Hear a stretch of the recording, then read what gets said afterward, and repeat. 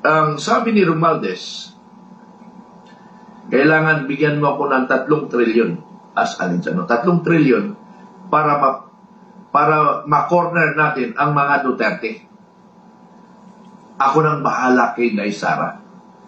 So yun ang mga information na karating sa akin. Bago bigyan mo ako 3 trilyon at ipapakulong natin si Pangulong Duterte. So lahat ng yan ay nangyayari. So, kami nga, bilang isang Filipino Guerrilla Forces is neutral. Hindi siya neutral kasi nga, ang purpose namin ng Filipino Guerrilla is to protect the Filipino, to protect the barangay. Pero dahil sa nakikita namin na hindi tama ang pagtatrato nila sa dating Pangulong Duterte, although sabihin mo naman na kababayan ko siya is yung kanyang city engineer,